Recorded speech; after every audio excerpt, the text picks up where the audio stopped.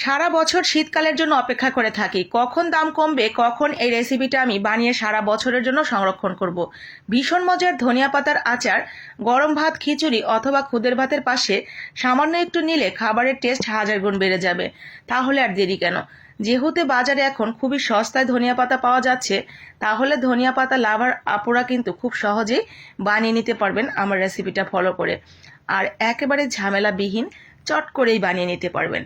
রৌদ্রের তাপ যেহেতু কম, আমি আজকে যতটুকু আচার এখানে তৈরি করছি তাতে মোটামুটি 1 মাস পর্যন্ত খাওয়া যাবে।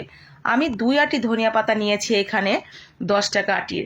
তো 20 টাকার ধনিয়া পাতা দিয়েই কিন্তু 1 মাসের আচার বানিয়ে নিয়েছি। যেহেতু এই আচারগুলো রোদে দিয়ে সংরক্ষণ করতে হয়, এজন্য আমি আজকে অল্প করে তৈরি করব। যখন অনেক বেশি রোদ উঠবে ঠিক তখন বানিয়ে নিব আর একটু বেশি করে। তো আমি আজকে 2 আঁটি দিয়েই বানাবো। ভালো করে বেছে এইভাবে বড় বড় টুকরো করে কেটে নিয়েছি। এখন দিয়ে দিলাম পানিতে।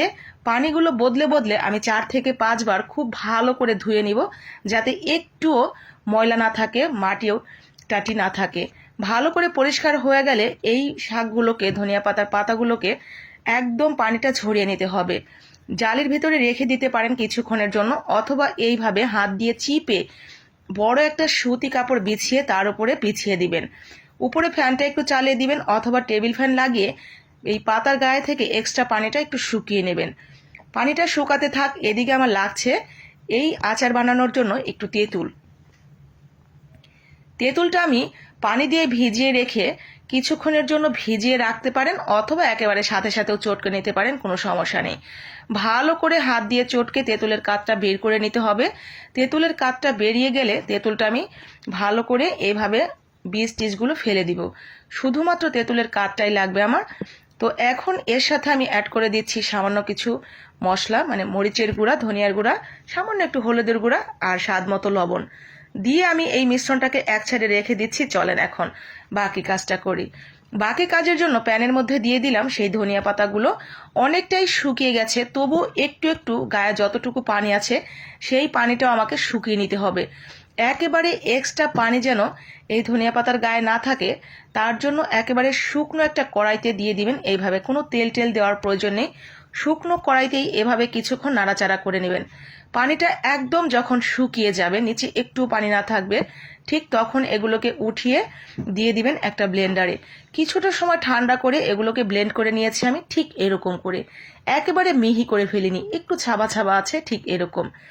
এখন আমি আচারটা তৈরি করব। আচারটা তৈরি করার জন্য আমি 2 আঁটির জন্য এখানে 1 কাপ সরিষার তেল দিয়েছি।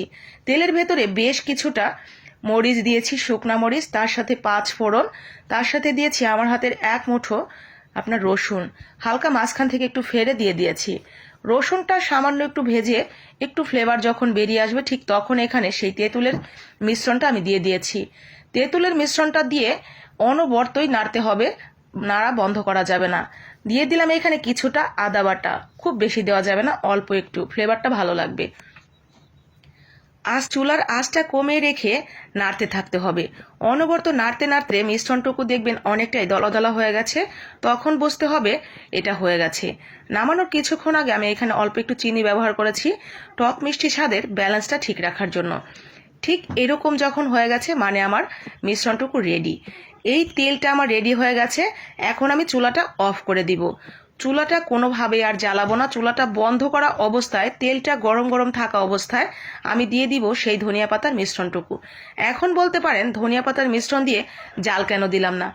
জাল দিলে ধনিয়া পাতার যে একটা ঘ্রাণ সেটা নষ্ট হয়ে যাবে এবং কালারটা একদম কালো হয়ে যাবে। যার কারণে ধনিয়া পাতাটা দিয়ে একটু জাল দিবেন না।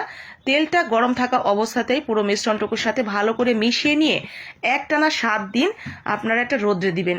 রোদ্রে দিতে দিতে ধনিয়া পাতার কালারটা আর একটু গাঢ় হবে, কিন্তু ঘ্রাণটা একদম সতেজ থাকবে। তো এভাবে বানিয়ে একেবারে সারা বছরের জন্য আপনারা এয়ারটাইট বক্সে ভরে সংরক্ষণ করতে পারবেন। উপরে যদি আরেকটু তেল দিতে চান, সেই ক্ষেত্রে সরিষার তেল আরেকটু গরম করে বক্সের উপরে দিয়ে রাখবেন। সারা বছরই ভালো থাকবে এই অসম্ভব মজার ধনিয়া পাতার আচার, যেটা খেতে পারবেন গরম গরম ভাত, খিচুড়ি, খুদের ভাত সব কিছুর সাথে। অল্প একটু নিলেই খাবারের টেস্ট বেড়ে যাবে হাজার গুণ। তো ভালো লাগলে বানিয়ে নেবেন, সেই সাথে বাকি আপু ভাইয়ারাও যাতে বানাতে পারে তাদের জন্য কষ্ট করে একটু শেয়ার দিয়ে দিবেন। আজকের মতো এখানে। আসসালামু আলাইকুম, আল্লাহ হাফেজ।